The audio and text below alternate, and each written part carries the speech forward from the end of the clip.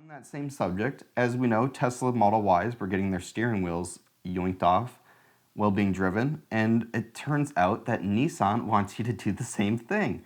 So they have recalled about 1,063 of its Aria vehicles, I think that's how those are pronounced, they're electric SUVs, due to steering wheels not being on the steering column anymore. How is this happening?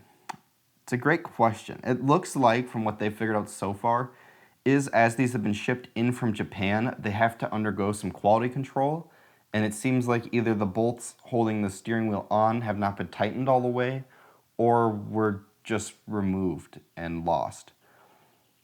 So while they're looking into that and figuring that out for sure, they are going out of their way. They're pausing being able to build these, and they're recalling these vehicles too. Now, apparently Nissan found out about this at the end of January, which is actually quite a while ago when you start to think about it. And that was when someone at a dealership who was working on the car noticed it.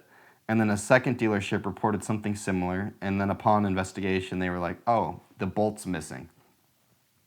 Which is different, because I believe in Tesla's case, the bolt was there, it just was improperly torqued, which also seems to be something that's happening here. So maybe somebody at the port was like, hey, screw Nissan, they don't pay me well. I don't know, just didn't want to put the bolts in. I don't know if that's true, but it could be one of the things that happened.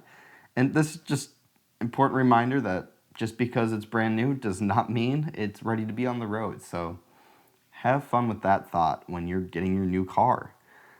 Now, what steps should they be taking?